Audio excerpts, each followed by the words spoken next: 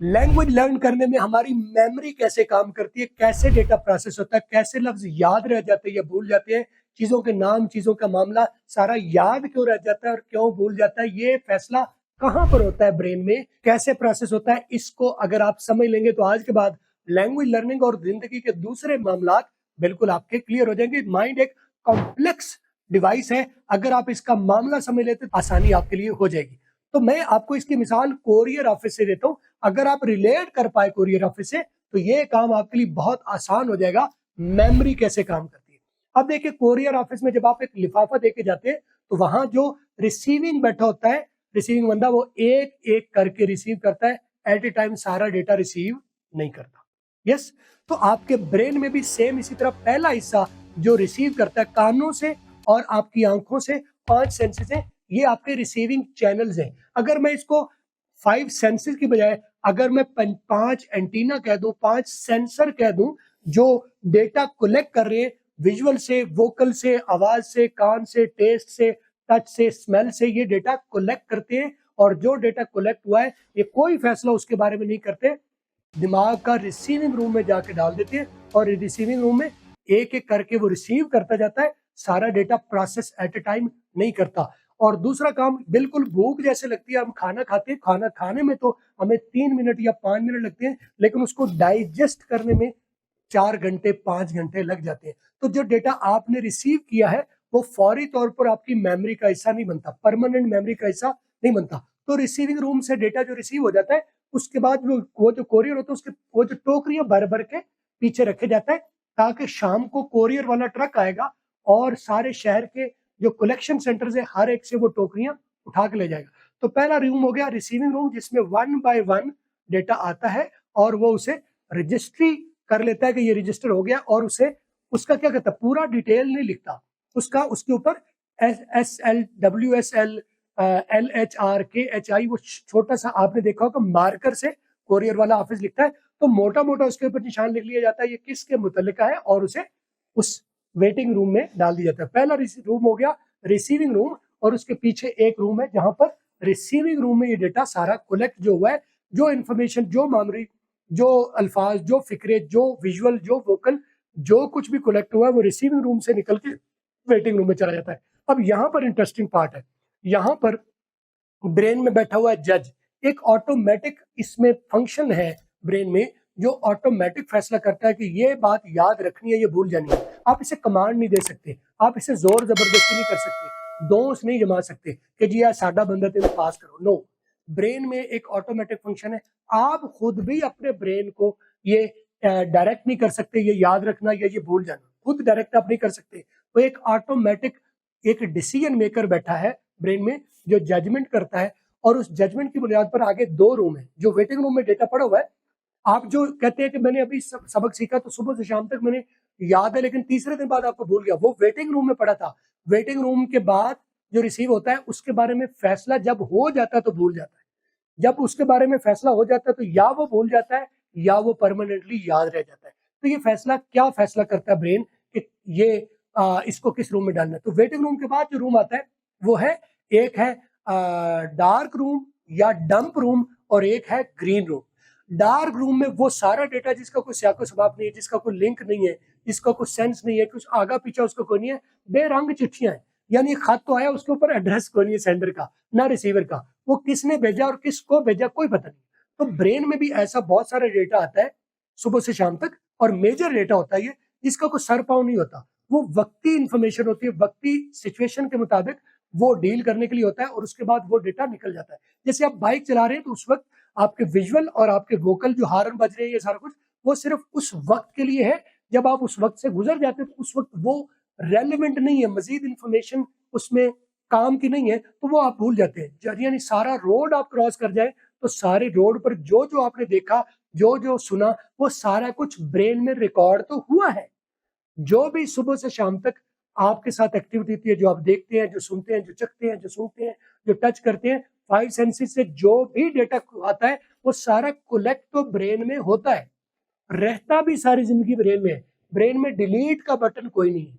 वो कहाँ जाता है फिर डेटा, वो करता है रिसीविंग रूम से वेटिंग रूम में, और वेटिंग रूम से जजमेंट होने के बाद, फैसला होने के बाद, जजमेंट फाइनल होने के बाद कि आया कि ये डेटा डंप कर दिया जाएगा या ग्रीन रूम में डाल दिया। डार्क रूम और ग्रीन रूम।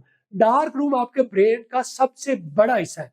इसमें सदियों भर का डेटा पड़ा हुआ है, ना सिर्फ अपने आप का बल्कि आपकी पिछली नस्लों का जेनेटिक डेटा आपके ब्रेन के अंदर, सेल्स के अंदर पड़ा हुआ है, लेकिन वो हाइबरनेटेड शक्ल में है, उससे रिकॉलेबल नहीं है। रिकॉल शायद कोई टेक्नोलॉजी कभी आ जाए तो वो रिकॉल किया जा सकेगा, क्योंकि ब्रेन में जो एक मरतबा आंख से, कान से जो डेटा चला गया वो जिंदगी भर के लिए भूलता बिल्कुल नहीं है। भूलता जिसे कहते हैं ना, वो असल में भूलना डंप हो जाता है, रहता ब्रेन में ही है, डंप कर दिया जाता है। यानी जिसका कोई स्याको सबाक नहीं है, कोई आगा पीछा नहीं है, कोई समझ सेंस नहीं आ रही, वो डेटा डंप कर दिया जाता है, ब्रेन में ही रहता है।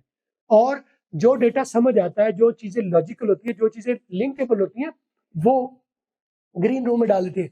ग्रीन रूम का मतलब है जो डेटा इधर चला गया वो आपका एक मरतबा आपकी आंखों से गुजर गया तो वो लाइफ टाइम के लिए आपका एक्टिव हो गया है। आपको अपनी जिंदगी भर के मामलात में पुराने बचपन के वाकयात याद है, लेकिन अभी सुबह 3 घंटे पहले आपने क्या किया था, किससे बात हुई थी, क्या एग्जैक्ट फिक्रे थे, आपको याद नहीं है। तो डेटा जो ब्रेन में जाता है वो टाइम बाउंड नहीं है कि ये जल्दी आया तो ये पुराना डेटा जो डंप हो गया और नया डेटा फ्रेश रह नहीं रहा। जो फ्रेश डेटा होता है वो जब तक आपको याद रहता है असल में वो टेम्परेरी मेमोरी में रहता है। तो जो आप रट्टा लगाते हो वो कहाँ जाता है, वो टेम्परेरी मेमोरी में जाता है, वेटिंग रूम में जाता है। और वेटिंग रूम में सीधा सीधा उसके बारे में फैसला होता है, क्योंकि इसमें कोई लिंक नहीं है, कोई इमोशन नहीं है, कोई कुछ नहीं है, तो वो डंप कर दी जाता है, वो आपकी परमानेंट मेमोरी में नहीं जाता। तो डेटा को क्वालिफाई करवाने के लिए जो वो जज है, जो उसमें वो जो जजमेंट करता है, जो फैसला करता है, उसकी एक चेक लिस्ट है। अगर आप जो डेटा, जो आप सबक है या कोई मालूमात है, सारा डेटा है, अगर उसके साथ वो चेक लिस्ट में से जितनी चीजें चेक होंगी उनका मतलब है वो ग्रीन रूम में चला जाएगा। और वो जो चेक लिस्ट है उसमें से कोई भी टिक मार्क नहीं है तो वो सीधा सीधा डंप हो जाएगा। तो आप क्या चाहते हैं, सबक जो आप सीखें वो डंप हो जाए फौरी तौर पर, या याद रहे? हम चाहते हैं कि जो हम जिंदगी भर में सबक सीखते हैं, खासतौर पर सबक सीखते हैं, वो सारा एक्टिव जोन में जाए, एक्टिव मेमोरी में जाए, ग्रीन जोन में जाए, ताकि उसे हम दोबारा यूज कर सकें।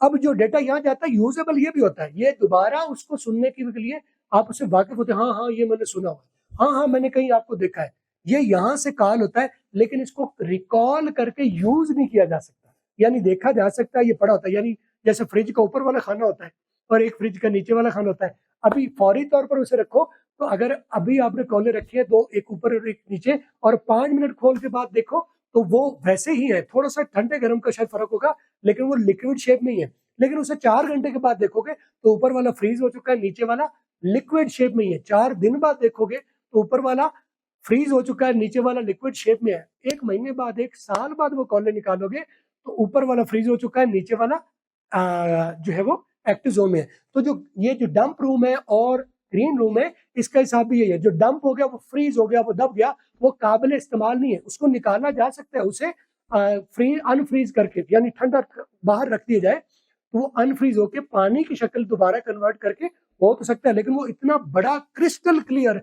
वो जो शीशे वाली है ना, वो शीशे वाली बर्फ बन चुकी है, उसको देखा तो जा सकता है, पड़ा हुआ तो है, उसको दोबारा कोई चीज उसकी तरह की आए तो उससे उसकी वजह से रिकॉग्नाइज तो किया जा सकता है, लेकिन इसे रिकॉल नहीं किया जा सकता, इन फिक्रों को बोला नहीं जा सकता, ये सारा प्रोसेस रिपीट करके नहीं किया जा सकता। वो सिर्फ ग्रीन रूम में डेटा जो जाता है उसकी वजह से अवेलेबल है। तो वो लिस्ट क्या है? सबसे पहला एलिमेंट जो है वो डेटा इमोशनल होना चाहिए। आपको तमाम कॉमेडियन के नाम याद है, कॉमेडी के बहुत सारे लतीफे आपको याद है, और इंटरनेट पर सबसे ज्यादा पॉपुलर जो कंटेंट है वो फनी कंटेंट है। तो जो भी इंफॉर्मेशन उसमें से फनी डेटा होता है उसको सीधा सीधा ग्रीन रूम में डाल दिया जाता है, बाकी डंप कर दिया जाए।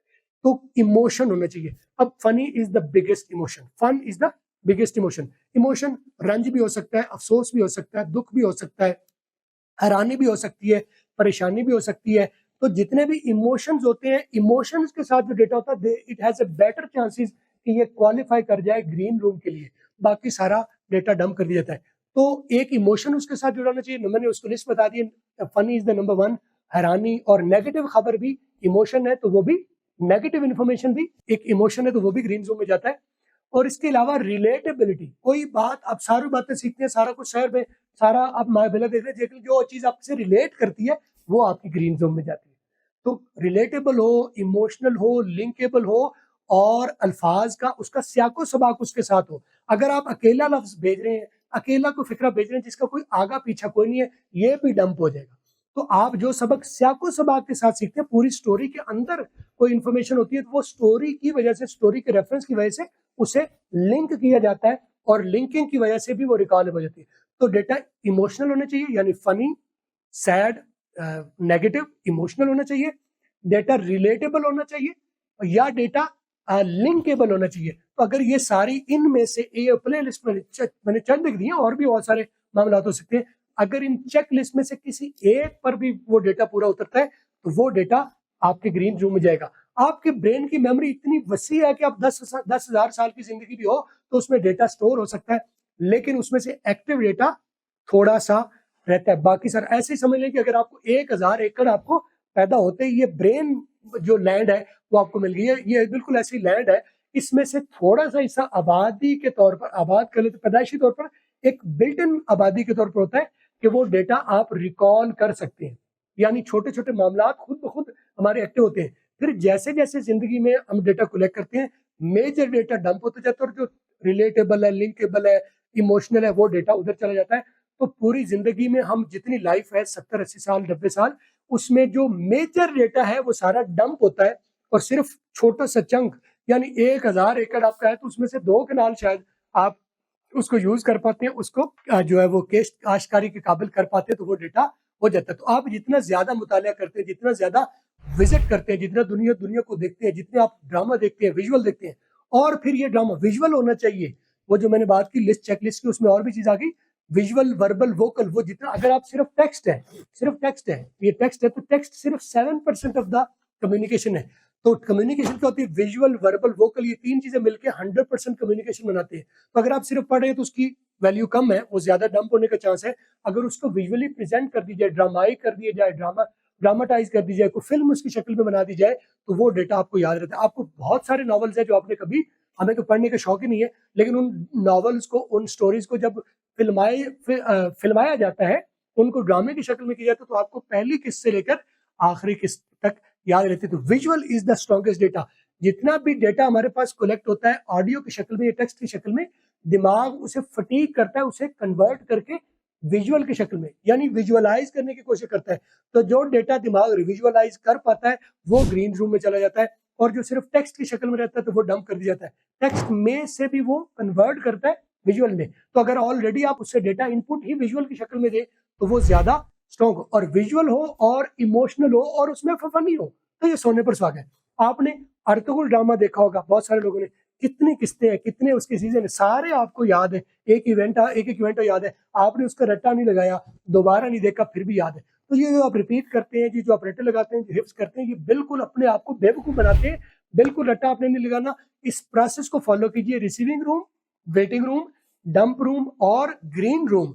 और इस ग्रीन रूम में क्वालिफाई करने के लिए जो मैंने आपको लिस्ट बताई, कोई इमोशन होनी चाहिए, जो है वो फनी, सैड, हैरानी, परेशानी, या रिलेटेबल होना चाहिए, या कोई लिंक होना चाहिए, उसका स्याको सबाक होना चाहिए वो, या उसके साथ जो है वो विजुअल, वर्बल, वोकल। मैंने कहा जितना विजुअली रिच होगा वो डेटा आपका रिकॉल हो जाएगा। तो मैंने जो अभी बात की है ये शायद आपको कहीं ना कहीं रिलेट कीजिए। आपके साथ भी ऐसा होता है कि नहीं होता? आप मेरी बात से इत्तेफाक करते हैं कि नहीं करते? सारा मुझे कमेंट बताइए, बहस कीजिए, आर्ग्यूमेंट कीजिए, और इस बात को हम क्लैरिफाई कर लेंगे। मजीद मैं इसके ऊपर आपको डेटा दूंगा, स्टफ दूंगा, ताकि आपकी क्लैरिटी हो जाए। मुझे कमेंट्स में जरूर बताइएगा, और अगर वीडियो अच्छी लगी तो शेयर इसको जरूर कर दीजिए, शायद किसी और का भला हो जाए।